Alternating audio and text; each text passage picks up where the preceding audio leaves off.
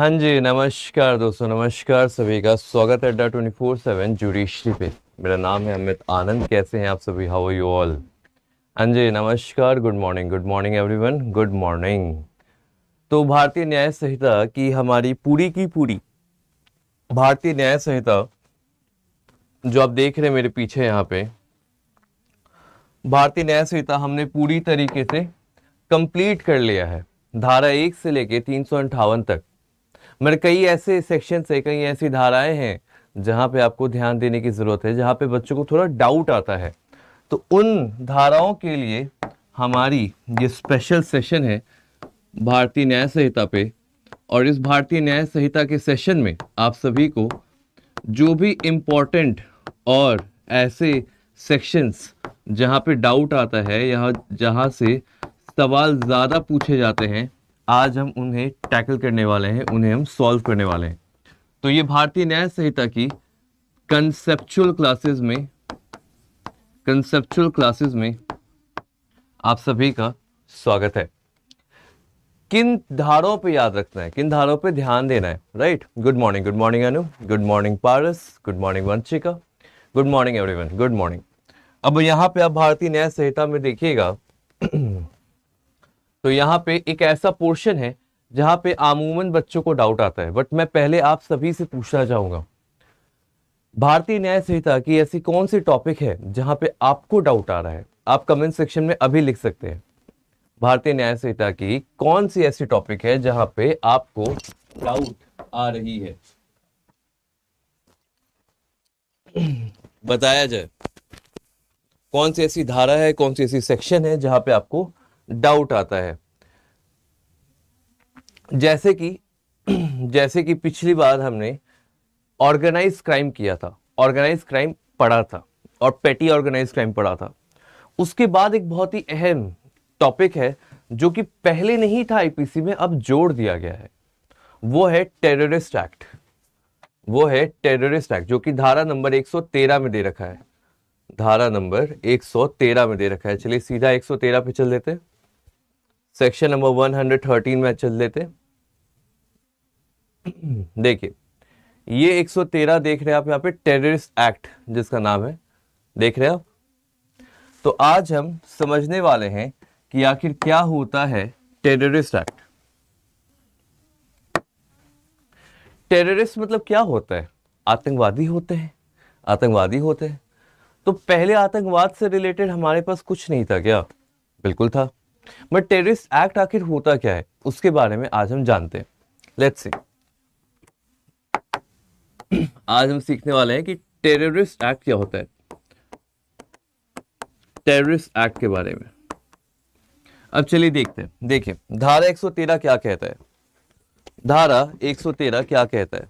धारा 113 आपसे कह रहा है दैट जो भी व्यक्ति कोई ऐसा एक्ट करता है जहां पे इंटेंशन है थ्रेटन करने का या likely to threaten the unity, integrity, sovereignty, security, economic security of India और with intent to strike terror और likely to strike terror in the people और any section of people in India. तो अगर terrorist act का diagram बनाया जाए, तो कैसे बनेगा? तो कहता है कि किसी भी व्यक्ति ने whoever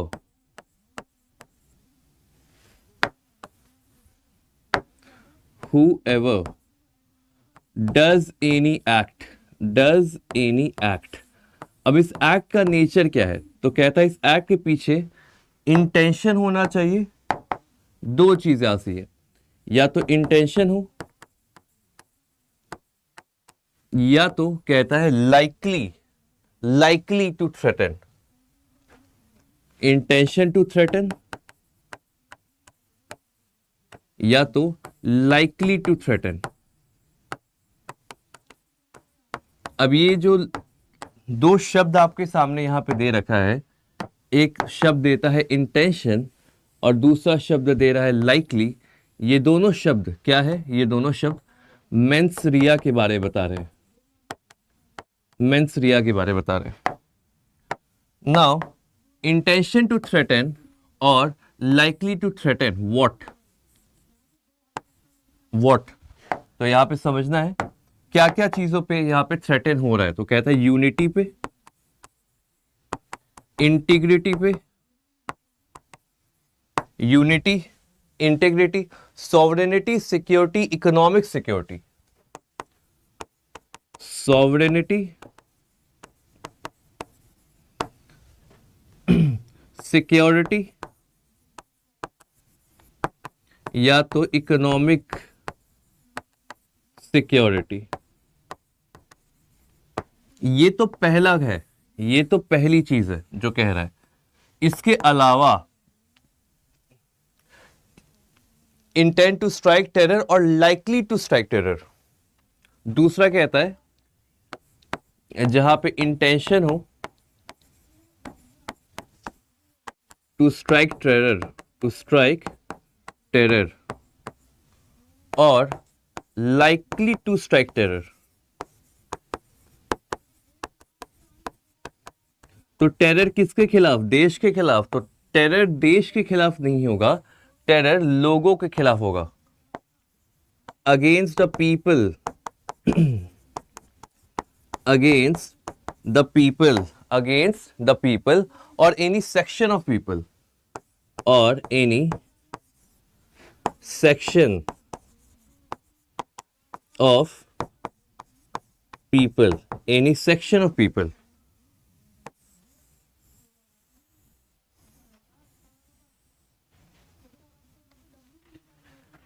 इसे आप कहेंगे टेररिस्ट एक्ट।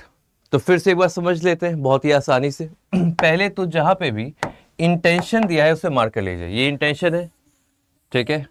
दूसरा अगेंस्ट द पीपल और अगेंस्ट और लाइकली, ठीक है।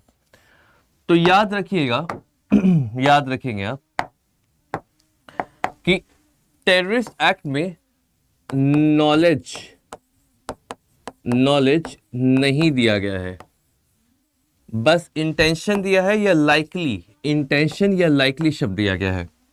तो टेररिस्ट एक्ट मतलब जहां पे भी किसी का इंटेंशन है धमकी देने का या धमकी दे रहा है लाइकली, किसको? यूनिटी को, इंटीग्रिटी को, सॉवरेनिटी को, सिक्योरिटी को, इकोनॉमिक सिक्योरिटी को, या तो टेरर फैलाना चाह रहा है और टेरर फैलाने के पीछे इंटेंशन भी है, लाइकली है। तो टेरर किसके खिलाफ? तो पीपल ऑफ इंडिया के खिलाफ या तो एनी सेक्शन ऑफ पीपल के खिलाफ अगर टेरर फैलाना चाह रहा है तो उससे आप टेररिस्ट एक्ट कहिएगा। उससे आप टेररिस्ट एक्ट कहेंगे। और ये बात कहां पे दे रखी है? ये बात धारा नंबर 113 में कहते हैं, 113 में कहते हैं। क्लियर? गुड मॉर्निंग ज्योति। क्लियर है? आगे बढ़िए। अब देखते हैं कि टेररिस्ट जो एक्ट है इसे करने का कितने तरीके? तो 3 तरीके हैं। टेररिस्ट एक्ट करने के 3 तरीके हैं। Mode of doing terrorist act, terrorist act करने के 3 तरीके दिए गए हैं। क्या क्या है? That is option number A, second is B and the third one is C. क्या क्या है चलिए देखते हैं। पहला कहता है कि आप क्या करें? Bomb, dynamite, other explosive substance, inflammable substance, fire arm, कोई भी lethal weapon, poisonous weapon, noxious gas, या तो कोई chemical, biological, radio active, nuclear, या तो कोई हजार्डस नेचर, कोई खतरनाक होता है, डेंजरस तरीके की सब्सटेंस का यूज किया जाए। यानी कि बॉम्ब, डायनामाइट,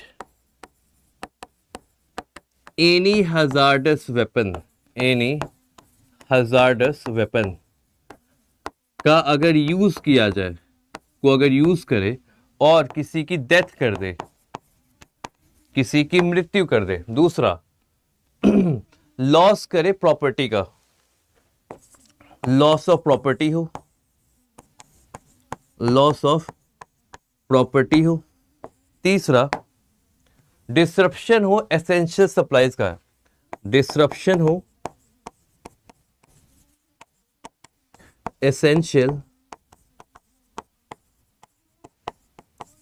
सप्लाईज का, या तो चौथा डैमेज हो किस पे, monetary stability of India, damage हो monetary stability,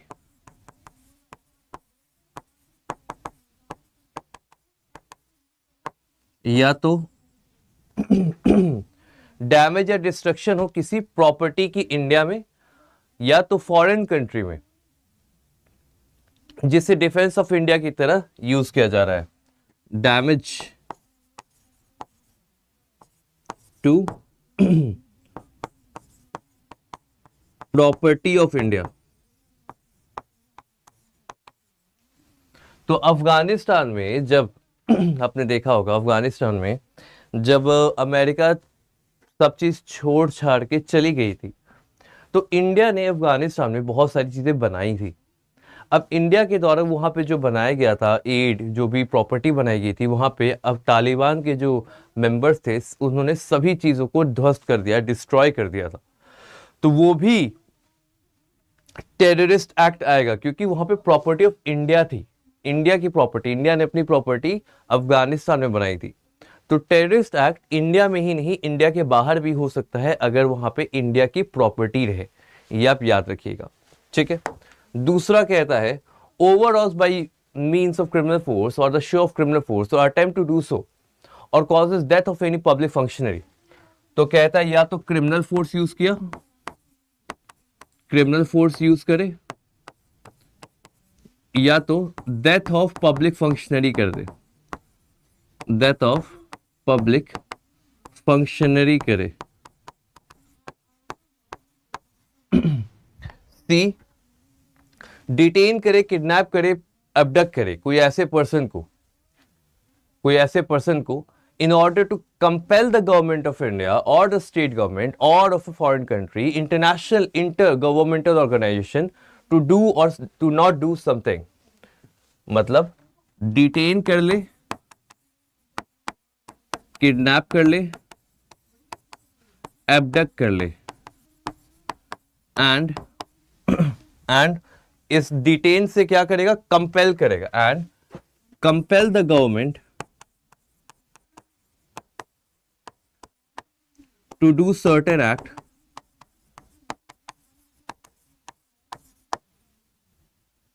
or omit to do। तो ये 3 तरीकों से टेररिस्ट एक्ट हो सकता है। गुड मॉर्निंग निशा, गुड मॉर्निंग। ये 3 तरीके हैं जिससे टेररिस्ट एक्ट किया जा सकता है। क्या क्या है? पहला कहता है, पहला आप सभी से कहता है कि आप नहीं, मतलब बॉम्ब, डायनामाइट या कोई भी हजार्डस वेपन से अगर किसी की डेथ कर रहे हो, प्रॉपर्टी का लॉस कर रहे हो, एसेंशियल सप्लाई में डिसरप्शन कर रहे हैं, नहीं जाने दे रहे हैं, डैमेज कर रहे हैं मॉनेटरी स्टेबिलिटी को, या तो डैमेज कर रहे हैं देश की प्रॉपर्टी को, या तो क्रिमिनल फोर्स यूज कर रहे हैं, या तो डेथ करा दे रहे हैं पब्लिक फंक्शनरी का, या तो डिटेन कर रहे हो, किडनैप कर रहे हो, एबडक्ट कर रहे हो और उससे सरकार को कंपेल कर रहे हो कुछ करने के लिए या तो कुछ नहीं करने के लिए। ये 3 तरीके हैं जिससे टेररिस्ट एक्ट होता है। यही 3 तरीकों में टेररिस्ट एक्ट का डेफिनेशन आएगा। अब कौन डिसाइड करता है कि टेररिस्ट एक्ट है या नहीं?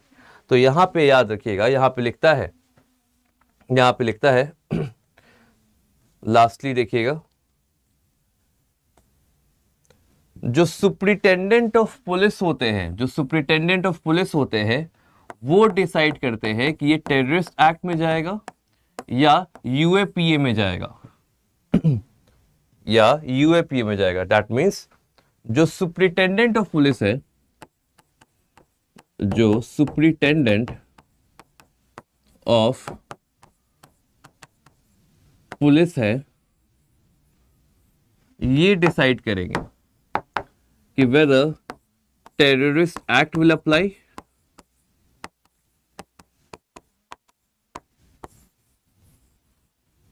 या फिर UAPA 1967 will apply। तो it is upon the discretion of such executive holding power और सुपरिटेंडेंट ऑफ पुलिस जिस एरिया में ऑफेंस हुआ है उस एरिया के टेरिटोरियल जुरिस्डिक्शन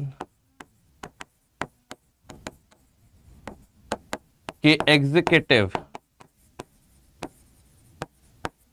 मतलब पुलिस के हेड होंगे, वही डिसाइड करेंगे। Superintendent of police shall decide कि यहां पे भारतीय न्याय संहिता लगेगी जो कि एक जनरल लॉ है, या यूएपीए लगेगा जो कि एक स्पेशल लॉ है। तो यहां पे कोर्ट को नहीं कुछ करना है, सुपरिटेंडेंट ऑफ पुलिस बताएंगे कि टेररिस्ट एक्ट है या यूएपीए 1967 में जाओगे आप, स्पेशल लॉ में जाओगे या जनरल लॉ में जाओगे। तो जो सुपरिटेंडेंट ऑफ पुलिस होंगे वो डिसाइड करेंगे कि क्या होना चाहिए। अब चलिए पनिशमेंट भी देख लिया जाए, पनिशमेंट भी देख लेते हैं।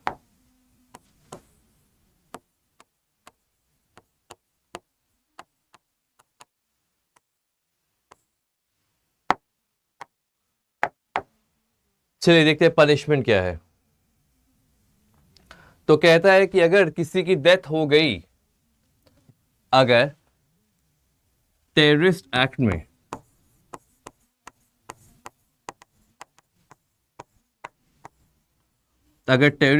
किसी की डेथ हो जाती है, डेथ हैपेंस, तो वहां पे डेथ पेनल्टी लगेगा, लाइफ इंप्रिजनमेंट भी लगेगी।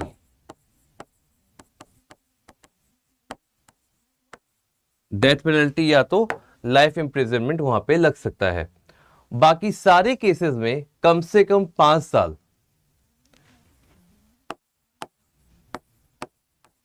एनी अदर केस में minimum 5 years, maximum life imprisonment. L I लिखा है मैंने, एलआई मीन्स लाइफ इंप्रिजनमेंट। फिर क्या कहता है कि अगर किसी ने कंस्पिरेसी की है, अटेम्प्ट किया है, एडवोकेट किया है, अबेट किया है, एडवाइस किया है, इंसाइट किया है, फैसिलिटेट किया है या किसी भी प्रकार से मदद करी है, मतलब जिसने भी अबेट किया है या फैसिलिटेट किया है या एड किया है, उस सिनेरियो में सजा कितनी होगी? तो सजा हो जाएगी 5 years minimum and life imprisonment maximum. Next कहता है जो भी ऑर्गेनाइज करे कैंप या टेररिस्ट एक्ट की ट्रेनिंग के लिए जो भी व्यक्ति कैंप लगाए या ट्रेनिंग कराए फॉर टेररिस्ट एक्ट, वहां पे मिनिमम 5 साल और मैक्सिमम लाइफ इंप्रिजनमेंट हो सकती है। नंबर 5, जो भी मेंबर होगा उस ऑर्गेनाइजेशन का, उसे भी सजा कितनी होगी? तो वहां पे कोई सजा नहीं कह रहा है, सीधा कह रहा है इंप्रिजनमेंट फॉर लाइफ। जो भी मेंबर होगा किसी ऑर्गेनाइजेशन का,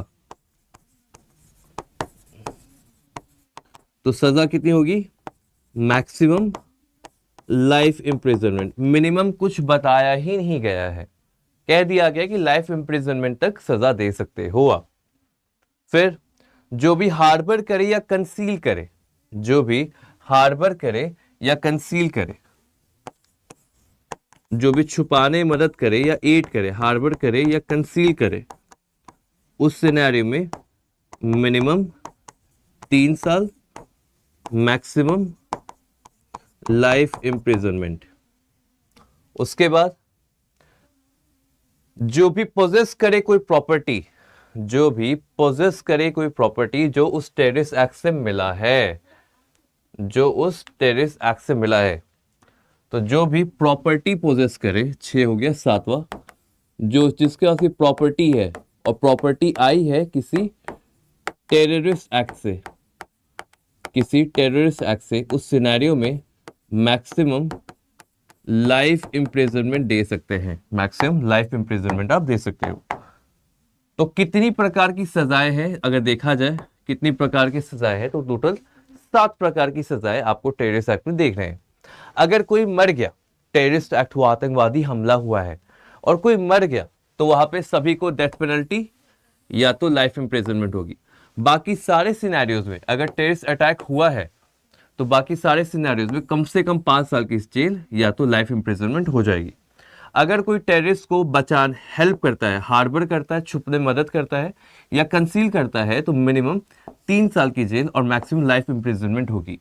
अगर किसी को कोई प्रॉपर्टी मिली है, उस टेररिस्ट एक्ट से कोई प्रॉपर्टी लिया है, उस प्रॉपर्टी जिसके पास भी रहेगी उसे मैक्सिमम लाइफ इम्प्रिजनमेंट दिया जा सकता है। जो भी व्यक्ति मदद करे, फैसिलिटेट करे, एड करे, अबेट करे, उसे 5 साल कम से कम, मैक्सिमम लाइफ इम्प्रिजनमेंट। जो भी कैंप बनाए, ट्रेनिंग कराए टेररिस्ट लोगों का, उसको 5 साल मिनिमम, लाइफ इम्प्रिजनमेंट ज्यादा से ज्यादा। और जो भी मेंबर है किसी ऐसे ऑर्गेनाइजेशन का, जैसे लश्कर तायबा है ना, लश्कर तायबा हुआ, ऐसा कोई अगर मेंबर है, कोई ऑर्गेनाइजेशन है, अगर उसका मेंबर है कोई, तो उसे मैक्सिमम लाइफ इम्प्रिजनमेंट हो सकती है। ये सारे के सारे पनिशमेंट दिए गए हैं टेररिस्ट एक्ट के। समझ में आया? तो ये पनिशमेंट है।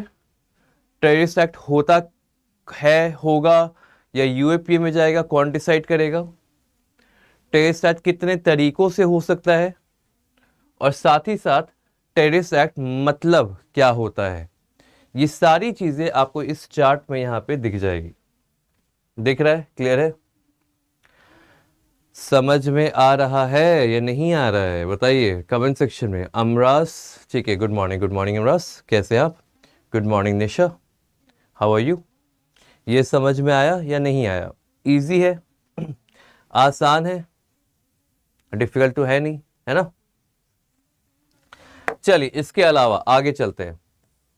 अब देखो यहां पे कहता है, यहां पे कहता है हर्ट, ये सब तो हमने पढ़ लिया। एक और टॉपिक है जहां पे बहुत डाउट आता है लोगों को, बच्चों को बहुत डाउट आता है, जो कि पनिशमेंट में है, जो कि पनिशमेंट में दिया गया है, जो कि पनिशमेंट में दिया गया है। चलिए देखते हैं।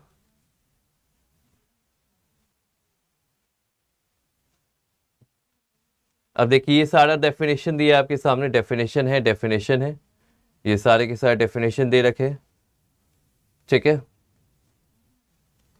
अब यहां पे एक डाउट आता है बच्चों को ज्यादातर कि सर कैसे आप डिसाइड करते हो कन्फाइनमेंट, कन्फाइनमेंट जो है, सॉलिटरी कन्फाइनमेंट जो है, इसे समझ लेते हैं एक बार। सॉलिटरी कन्फाइनमेंट में काफी सारे डाउट आते हैं। सॉलिटरी कन्फाइनमेंट होता क्या है, क्या होता है आखिर solitary confinement?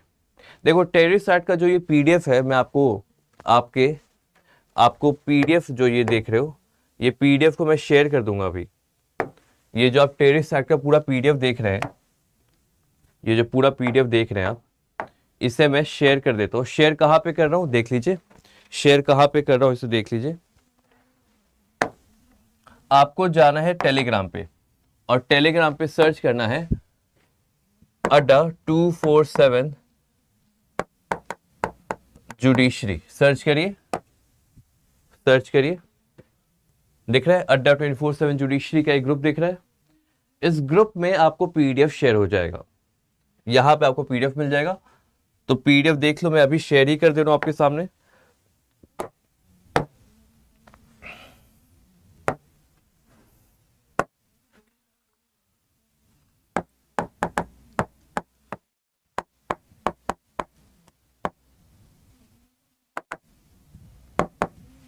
Terrorist act BNS मैंने ये सेव कर लिया है और इसे आप, इस पीडीएफ को आप खुद अपने घर बैठे डाउनलोड कर सकते हैं। कैसे करना है देख लीजिए। देखो टेलीग्राम पे मैंने इसे डाल दिया है, टेलीग्राम पे मैं इसे डाल दे रहा हूं, ठीक है। इसे डाउनलोड करके रख लीजिएगा। क्या करना है, सर्च करना है अड्डा 24/7 जुडिशरी, या तो आप सर्च करिएगा judiciary by Amit, judiciary by Amit, और वहां पे भी आप देख सकते हैं कि आपको ये इसका फाइल अटैच करके यहां पे अभी मिल जाएगा।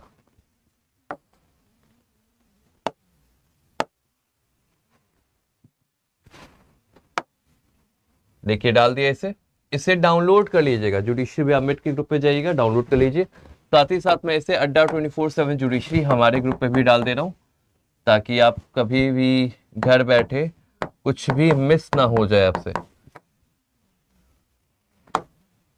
यहां पे भी इस पे भी मैं ये अभी यहां पे अभी ऑप्शन नहीं दे रहा है, यहां पे भी मैं आपको ये पीडीएफ शेयर कर दूंगा, ठीक है। चलिए अब नेक्स्ट टॉपिक पे आते हैं, जो कि है सॉलिटरी कन्फाइनमेंट की। नेक्स्ट टॉपिक आती है सॉलिटरी कन्फाइनमेंट की।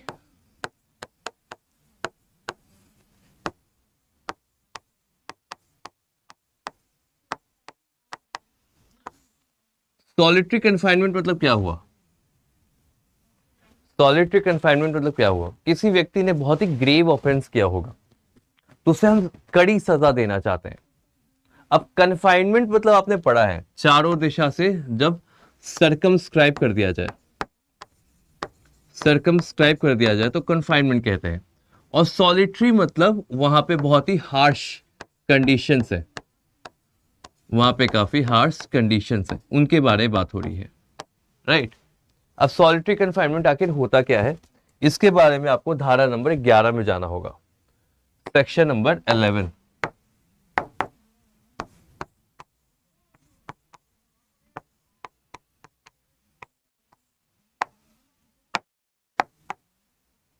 देखिए क्या कहता है, when any person is convicted of offense for which this Samhita the court has power to sentence him to rigorous imprisonment। तो मतलब अगर किसी व्यक्ति को सेंटेंस हुआ है, सेंटेंसिंग हुई है, और सेंटेंसिंग के कारण वो कन्विक्ट हो गया हो, कन्विक्टेड, और सेंटेंसिंग हुई है रिगरस इम्प्रिजनमेंट की,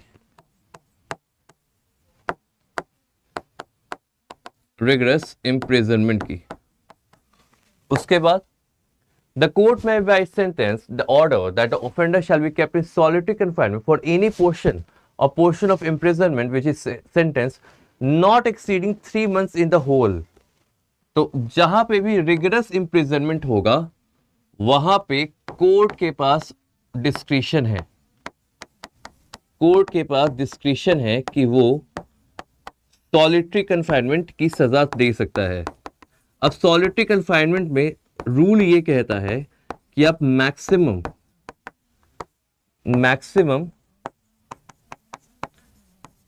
3 महीने की सजा दे सकते हो, 3 महीने की सॉलिटरी कन्फाइनमेंट की सजा दे सकते हैं। A time not exceeding 1 month if term of imprisonment shall not exceed 6 months। तो कहता है कि अगर, अब यहां पे ऑप्शन कहता है, समझिएगा, कहता है कि मान लीजिए कि रिगरस इम्प्रिजनमेंट दिया गया है, सॉलिटरी कन्फाइनमेंट कितना होगा।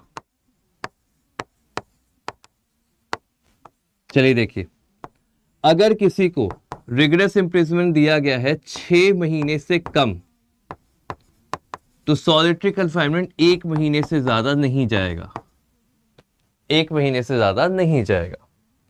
अगर किसी को solitary confinement not exceeding 2 months, 6 महीने से 1 साल, अगर 6 महीने से 1 साल 12 महीने की सजा दी गई है रिगरस की, तो सॉलिटरी कन्फाइनमेंट 2 महीने की होगी।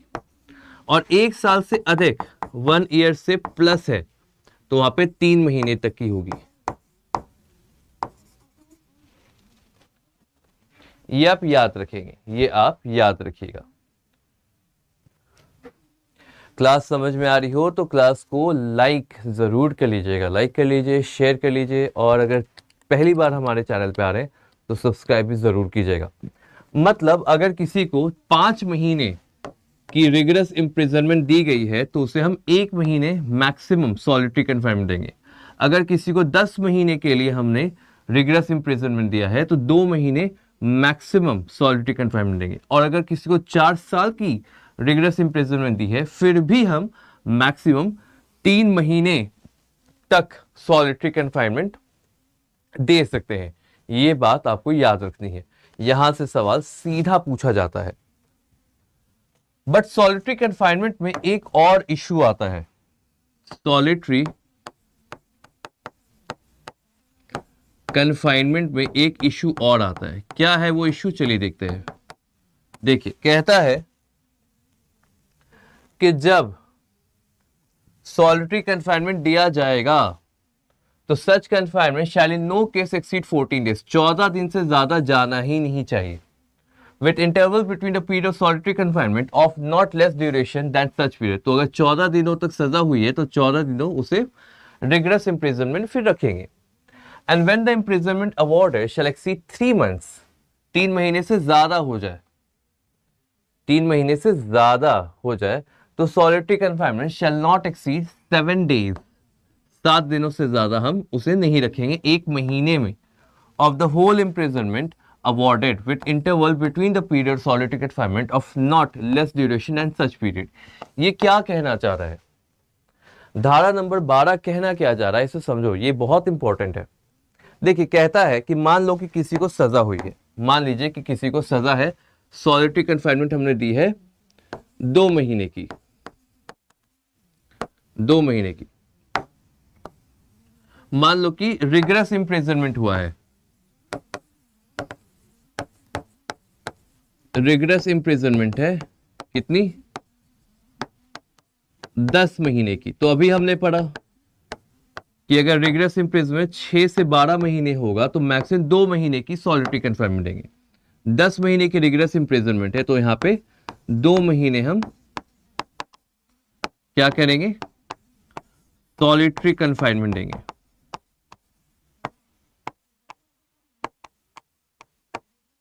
सॉलिटरी कन्फाइनमेंट देंगे। अब देखिए, समझने वाली बात क्या है। 10 महीने की जेल है, ठीक है, 1 महीने, 2 महीने, 3 महीने, 4 महीने, 5 महीने, 6 महीने, 6 महीने, 7 महीने, 8 महीने, 9 महीने और 10 महीने। 0 1 2 3 4 5 6 7 8 9 10। ये बन गया रिगरस, ये बन गया रिगरस इम्प्रिजनमेंट का चार्ट। ठीक है, अब कहता है कि रिगरस इम्प्रिजनमेंट में जब देखिएगा, जब देखेंगे तो पहले हम मैक्सिमम 14 दिन का, मतलब 14 दिन, ये जो 14 दिन है, ये 14 दिन हम किसी को सॉलिटरी कन्फाइनमेंट में डालेंगे। मैं जब 14 दिन आपने सॉलिटरी कन्फाइनमेंट में डाल दिया तो उसके बाद के जो 14 दिन होंगे वो आपको रिगरस इम्प्रिजनमेंट में रखना होगा, मतलब सॉलिटरी कन्फाइनमेंट से छोड़ना होगा। तो जितनी दिनों तक आप सॉलिटरी कन्फाइनमेंट में रखिएगा उतनी ही दिनों तक उसे फिर वापस इंटरवल में छोड़ना भी पड़ेगा। तो गैप की बात कह रहा है कि अगर किसी को 7 दिनों के लिए मैंने सॉलिटरी कन्फाइनमेंट में डाला तो 7 दिन जब खत्म होते हैं तो कम से कम 7 दिन वो सॉलिटरी कन्फाइनमेंट में फिर नहीं जाएगा। मतलब अगर 7 दिन मैंने सॉलिटरी कन्फाइनमेंट में डाल रखा है तो उसके बाद 7 दिन उसे नहीं डालेंगे। उसके बाद फिर हम 10 दिन अगर डालते हैं सॉलिटरी कन्फाइनमेंट में तो फिर 10 दिन हम उसे सॉलिटरी कन्फाइनमेंट में नहीं डालेंगे। मतलब एक फ्लो चलता है कि यहां पे इंटरवल प्रॉपर होना चाहिए। और फिर कहता है कि 3 महीने से ज्यादा की अगर सजा है तो वो 14 दिन नहीं होगा, कम से कम मिनिमम 7 दिन हो जाएगा, सॉरी मैक्सिमम 7 डेज हो जाएगा। तो पहले 3 महीनों में यहां पे मैक्सिमम 14 दिन की सजा हो सकती है एक स्ट्रेच में। 3 महीने के बाद मैक्सिमम 7 दिन की सजा हो सकती है सॉलिटरी कन्फाइनमेंट की एक स्ट्रेच में।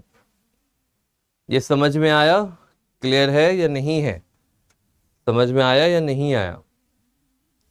यही बात धारा नंबर 11 और 12 में कही जा रही है।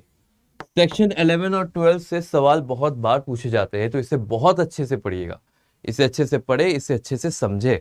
देखो सॉलिटरी कन्फाइनमेंट, अब एक ऐसी दीवार है, चारों साइड से दीवार है, खिड़की नहीं है, लाइट नहीं है, कुछ समझ नहीं आ रहा है क्या है, सुबह है ये शाम, पता भी नहीं चल रहा। अगर वैसे रूम में किसी को 1 महीने 1 महीने 3 महीने 6 महीने के लिए रख दिया जाए तो वो व्यक्ति पागल ही हो जाएगा।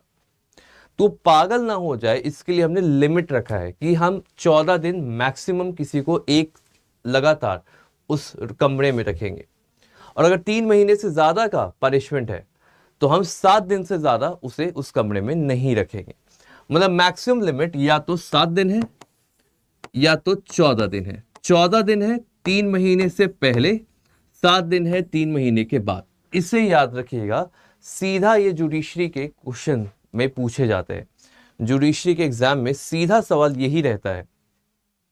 तो याद रखिए 3 महीने की सजा है, उसके पहले तो 14 दिन तक सजा दे सकते हो, 14 दिन तक लगातार सॉलिटरी कन्फाइनमेंट में रख लो। 3 महीने से ज्यादा है, 7 दिन से ज्यादा नहीं करेगा। और टोटल जो सॉलिटरी कन्फाइनमेंट होती है वो 3 महीने से ज्यादा नहीं मिलती है, चाहे कुछ कर लो। क्लियर? ठीक है, तो आज हमने 2 टॉपिक पढ़ा, एक सॉलिटरी कन्फाइनमेंट पढ़ा, दूसरा टेररिस्ट एक्ट पढ़ा, और दोनों के दोनों आपके एग्जाम के पॉइंट ऑफ व्यू से बहुत जरूरी। टेररिस्ट एक्ट तो काफी ज्यादा जरूरी है क्योंकि नया जोड़ा गया है, पहले नहीं था। सवाल पक्का है कि आएगा, और ये भी बताओ पनिशमेंट से पूछा जाएगा, ये भी बता रहा हूं, पनिशमेंट से पूछा जाएगा सीधा सवाल, इसे आप याद रखिएगा। साथ ही साथ organise crime and petty organise crime जो आप देखिएगा मेरे पीछे यहाँ पे, ऑर्गेनाइज क्राइम जो आप देखिएगा धारा नंबर 111 में दिया होना चाहिए।